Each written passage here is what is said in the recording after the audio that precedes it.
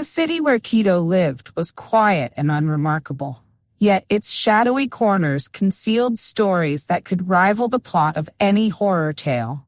One such story revolved around Dr. Zama's dental clinic. The locals whispered that she healed more than just teeth. They said patients who walked out of her office seemed to forget their troubles and life itself. No one knew what happened behind those closed doors, but most made it a point to avoid Dr. Zama whenever possible. Kito, however, was a skeptic. He didn't believe in ghost stories and wasn't afraid of myths. All the talk about mysterious mirrors and eerie nighttime visits didn't faze him. One rainy evening, when a relentless toothache became unbearable, he finally decided to book an appointment. As he stepped into the clinic, an odd sensation washed over him. The hallway was dim, lit only by the faint glow of old-fashioned lamps barely illuminating the floor. In the depths of the office, faint sounds could be heard. The creak of a chair, a soft rustling. He approached the reception desk, but no one was there. Strange. He had thought the clinic stayed open late into the evening. Her office door, however, was open. Dr. Zama herself sat in the chair as if she had been expecting him. She was unlike any doctor he had ever encountered. Tall, with a piercing gaze, she exuded an unsettling calm. Without a word, she rose and motioned for him to come in. "Please, take a seat," she said softly, gesturing to the chair. "What's bothering you?"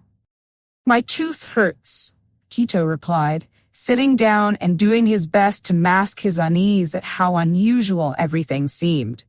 Dr. Zama didn't rush to give him a shot, as most dentists would. Instead, she silently examined his teeth, her gaze growing more intense with each passing moment, as though drawing him in. As she picked up the dental instruments, the strange feeling in the room intensified. Silence hung heavy in the air, broken only by the sound of rain drumming against the windows. Suddenly, Kito's gaze shifted to the mirror hanging above the chair. It was odd, too old, with dark stains smeared across the glass. "What's with the mirror?" Kito asked, unable to hold back his curiosity. Zama looked at him and smiled, a small, cryptic grin. "It's been here for a long time. My father left it to me. A mirror that shows more than just a reflection. It lets you see what's hidden from the eye." "And what will I see?" Kito smiled back, though his nervousness crept into his voice. She didn't answer, continuing to work on his teeth. However, there was something in her silence that made him feel increasingly uncomfortable.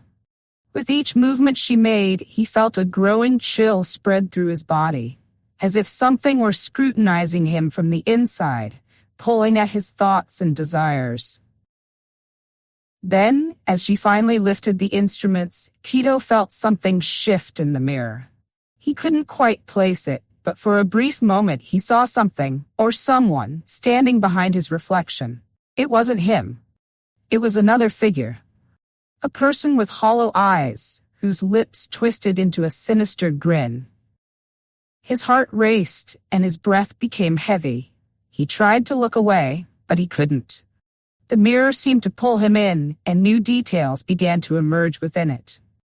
Now, he saw more than just his reflection. He saw shadows moving behind him. "What is that?" he whispered, gripping the armrest of the chair.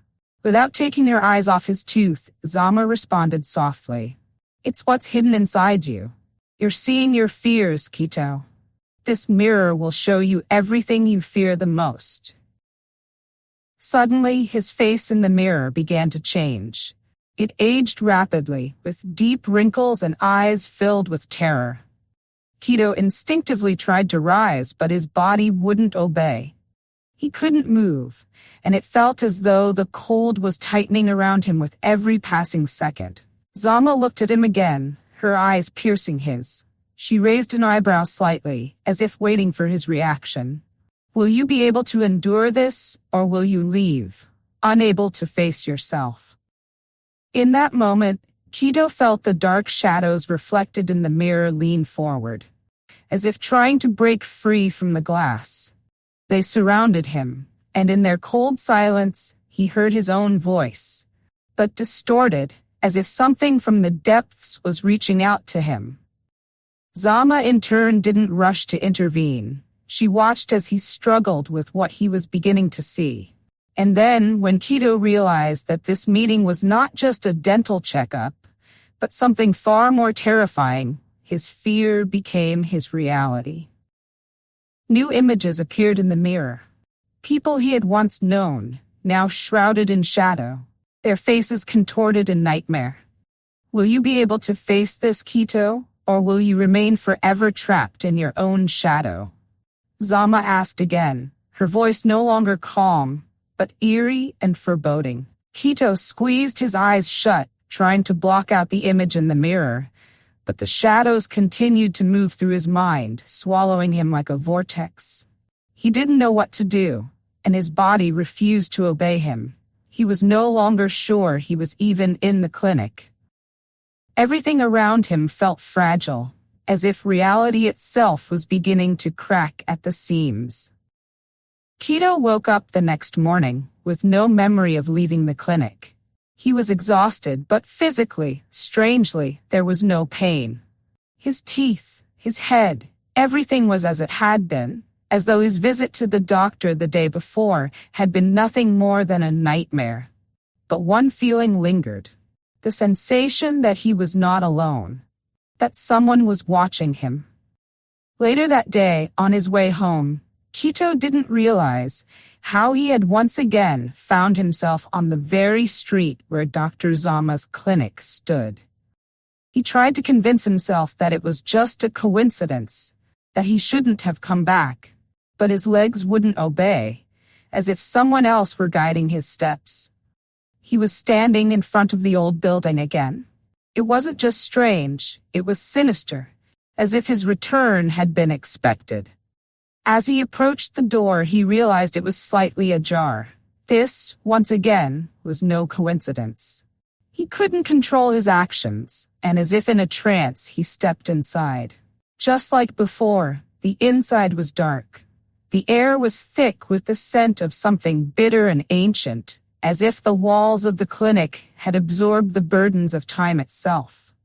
The creak of the floorboards, a faint breeze, and distant sounds from the depths of the building, it felt as though something was watching him, invisible, yet incredibly close.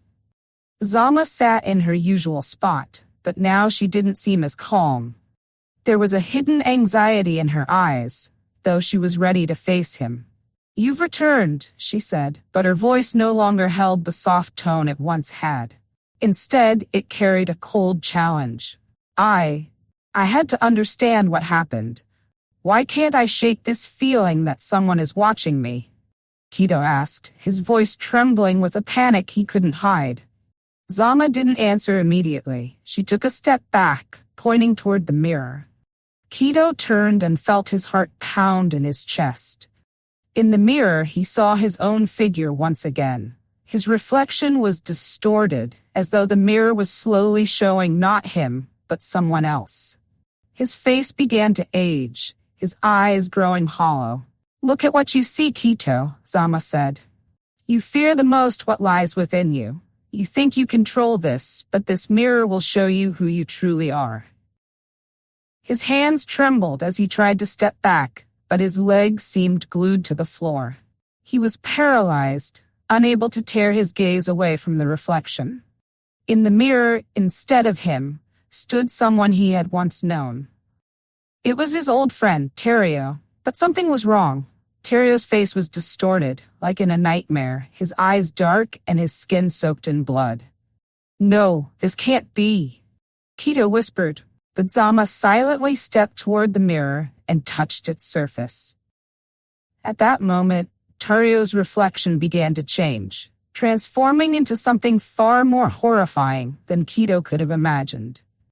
Terrio's face now looked so real, so vivid, that even in the real world, Kito could feel his blood freeze in terror. "You still don't understand, Kito," Zama said, leaning closer to him. "This is not just a mirror. It allows you to see those who were once part of your life. And now, they will never leave. They want to be with you. Forever. Kito recoiled, his mind spiraling into confusion. He couldn't comprehend what was happening, but he saw how Tario in the mirror began to move, his face slowly transforming into something more like a shadow than a person. Do you want to understand what's happening here? Do you want to know why you feel like you're part of this nightmare? Your fears, your own demons, they're starting to come alive in this place. You'll realize that it controls you. You are it. Zama approached him, her face carrying an indescribable expression, one that betrayed both pain and a hidden threat. But when she spoke, her voice softened, as it always did. We all become part of these places eventually, Kito. Do you want to know what happens to those who stop fighting? Kito felt the shadows in the mirror begin to close in around his body, as if they were becoming a part of his soul. He sensed everything slowing down, his own body starting to fade into the emptiness. Zama stood across from him, watching, not with pity, but with the calmness that only she could exhibit. This mirror takes us, but not all at once, she added quietly. You're no longer you, Kito. You've lost yourself here forever. With this mirror, you've become part of the maze. In that moment, his eyes began to darken, and his body felt weightless. He tried to scream, but no sound came. The mirror captured his gaze, turning his consciousness into nothingness. But just before he completely lost himself, he noticed another silhouette appear behind the mirror. Another person, whose shape seemed familiar. It was his own silhouette. But his face was not the same as it had been before. He knew this person. It was him, but not the version of himself he had once known. And then he understood. Something was watching him, not just from the mirror. It was him, the one who wanted to drag him into this world. And now, as he had lost himself, the one standing in his reflection stepped through his consciousness to take his place. He realized that he would never leave this place. Kito woke up in a dark room, his head pounding with pain. He had no idea how much time had passed since he found himself here. Around him was silence, only his breath breaking it. He tried to move, but felt his body grow heavy and immobile, as though it were caught in an invisible net. As his eyes adjusted to the dim light, he realized he was in some kind of underground room. The walls were covered in mold, and the air was thick with the smell of dampness. Suddenly, he heard a noise, the faintest creak of footsteps, as if someone were slowly moving toward him. "You finally come." The voice was familiar, yet strangely alien. He turned and saw a figure standing in the shadows. The person was cloaked in the dimness, but Kito recognized her instantly. "Zama," he breathed out. "Where am I? What's happening to me?" Zama stood before him, her face still maintaining its usual calm, but there was something new in her eyes. Something dark, mysterious. She didn't look the same as before. Now she seemed like a different person, or rather something else entirely. Her figure appeared ghostly, and her eyes no longer human. "You are in a place you created yourself," she replied, her voice now sounding like an echo, not like a normal human voice. "You can't escape your own fears, Kito. This place is your labyrinth, and you built it yourself." His heart pounded wildly in his chest. A labyrinth? He tried to grasp what was happening, but everything around him was blurry, like an illusion. He couldn't understand why he was here, in some otherworldly place, with no way out in sight. "You are the reason for what has happened to you," Zama continued, her voice now a hollow echo. "This mirror doesn't just show your fears, it creates them. Do you want to see your greatest enemy? You've become it." Kito recoiled, his thoughts fracturing. He couldn't believe what she was saying, yet the feeling was undeniable. His mind seemed to spiral within this labyrinth of fear and shadow. But who was this enemy? Who was the one now controlling his life? At that moment, Zama stepped closer, her eyes growing brighter, and her smile becoming more sinister. "You believed you controlled everything, Kito," she said, her voice now laced with a chilling edge. "But now, when the mirror has revealed your darkest corners, you've become part of something much larger. You're no longer just a victim. You are a trap for others." Suddenly, like a thunderbolt, it struck him. The shadows he had seen in the mirror weren't just reflections. They were part of him, his own consciousness. He was the one who had created this labyrinth. He was the one who had summoned fear and darkness in his own dreams. But why could he still not move? Why did this place still hold him in its grip? "Do you want to understand why you can't leave, Kito?" Zama said, her voice almost a whisper, yet there was an immense power in it. "This place will hold you until you truly understand who you are." Suddenly, figures emerged from the darkness. Kito gasped as they began to approach him, but their faces remained hidden, as though they were ghosts from his worst nightmare. He tried to step back, but his legs wouldn't move. "It's all you. You won't escape until you accept your dark side," Zama said, pointing at the figures. "These are your fears, your shadows, your mistakes. They have become a part of you." But Kito couldn't accept this. He couldn't believe that these strange beings were the result of his own actions and thoughts. How could that be? He had always been just an ordinary man. Or had he? His memory began to blur, and he realized that he had missed something important. "You're not the only one who's faced this, Kito." Zama sighed. "We all confront this shadow at some point, and you've become a part of it." And then from the deepest part of the labyrinth, another figure appeared. It was Tario. But now he was no longer just a reflection in the mirror. He was a living person, or what he had once been. He existed in her eyes, in his eyes, in every gaze Kito had ever felt. Tario approached him, his eyes full of emptiness. "Did you think I had forgotten you, Kito? Did you think this mirror would only show you your fears, but instead, it showed me. You made me return. You can't leave because you bound me to you. You bound us all." In his voice there was not anger but something far more terrifying, despair. "Tario, I didn't want this," Kito cried out, struggling to free himself from invisible chains. "I couldn't have known." "You knew. You've always known," Tario said, his face beginning to twist into a horrific grimace. "You created this labyrinth. You brought me back. We're all here because you couldn't let us go." And in that moment, Kito realized the horrifying truth. These figures, these beings, were not merely his fears. They were the ones he had once known, those he had left behind. But now, they had become part of this shadow. They were like forces pulling him in, an ominous reality from which he could not escape. Zama, standing beside him, leaned in and whispered in his ear, "You must choose, Kito. You can destroy this labyrinth, but to do so, you must free yourself from everything. Free yourself from who you are." Kito stood, unable to tear his gaze away from Tario, whose distorted features grew increasingly grotesque, and his face more terrifying with each passing moment. With every word Tario spoke, every memory, every emotion Kito had tried to bury deep within his soul, began to surface.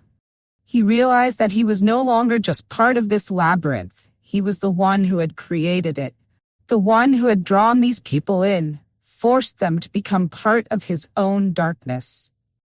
Tario continued, "You don't understand what you've done, Kito. You believed you could control all of this, that you could make the mirror your ally. But you were wrong. This mirror is a trap, and we are all your shadows, your mistakes, your failures. We won't leave until you realize that you are us. You're not just a spectator, you are part of all this." Kito didn't know how to respond. His mind was torn apart by fear and the painful realization that Tario was right. He had become a part of what he once left behind, had become the very thing he feared. This labyrinth was not just a reflection of his fears, it was a place where all his experiences, unresolved conflicts, and past sins had merged into one, a monstrous, living space. Zama, who had remained silent all this time, stepped forward. She looked at Kito with an expression that held neither pity nor judgment, only a cold understanding. You need to free yourself, Kito. You can't keep hiding. You've been creating this labyrinth your whole life, and only you can destroy it. But to do that, you must face head-on what you've tried to destroy. Kito felt his body tense. He could no longer stay in this place, couldn't bear to look at Tario's face, twisted with sorrow and pain, nor could he listen to Zama's words that tore at his soul. He had to understand what was happening, what curse he had brought upon himself, and most importantly, what to do about it now. He looked at the mirror, and his reflection met his gaze.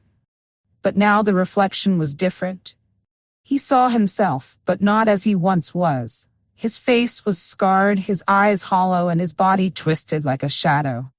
In that reflection, he saw himself, but not the person he used to be. That's not you, Kito. This is the you that you created. You tried to be someone else, but you never understood that you were always yourself, Zama said. She was right. That was the true horror of it.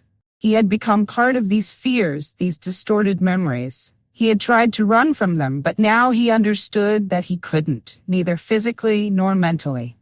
He was bound to this world, to this mirror, and he couldn't escape. Tario stepped closer again. His face was twisted in agonizing torment, and his hands reached out toward Kito. You thought you could start over? Forget me, forget us. But you can't escape what's inside you. He said, his voice no longer human, as if coming from within him, as if something greater than him was speaking. We will always be with you because you created us. You became a part of us, just as we became a part of you. Kito felt his hands begin to tremble. He could no longer bear to look at Tario, unable to endure the gaze filled with pain and despair. In his eyes reflected the very terror he had tried to silence all these years. He closed his eyes and tried to step back, but his legs wouldn't move. You won't be able to leave, Kito, Tario said, standing right in front of him. You'll never escape from here until you accept that you are us, until you accept yourself. Kito felt the walls of the labyrinth begin to close in around him, the darkness swallowing the space, leaving him face to face with his own fears and demons. He realized he couldn't escape. He couldn't run from himself, from what he had created, from what he had become. Zama approached him, her face twisted in an unsettling expression. You must accept your shadow, Kito, she said. Otherwise you will remain here forever. And in that moment, he understood. He realized that he could not fight against what he had created. He could not destroy his shadow, because that shadow was a part of him. He had to accept himself as he was. He had to embrace his dark side, acknowledge that he could not be just good, that all his mistakes and fears were also a part of him. Suddenly, something shifted. The labyrinth began to dissolve, as if its shadows were slipping into the void, and the space started to fill with light. Kito felt his body filled with a newfound strength. He opened his eyes and saw that he was standing once again in the same clinic, but everything around him was different. Zama stood before him, her gaze soft and calming. Do you understand now, Kito? She asked. You can't keep running from yourself. You must accept your shadow, your pain. Only then will you be able to escape this labyrinth. He looked at his reflection in the mirror, and for the first time in his life, his gaze was confident. He realized that he was no longer just a prisoner of his fears. He had become their master. Now you are free, Zama said, her figure slowly dissolving into the shadows. Kito was left alone, but now he knew that this was not the end. It was just the beginning. May your life be full of joy and limitless possibilities. Thanks for watching. Be sure to share your opinion and don't forget to write a comment. Subscribe to my channel. See you in the next video.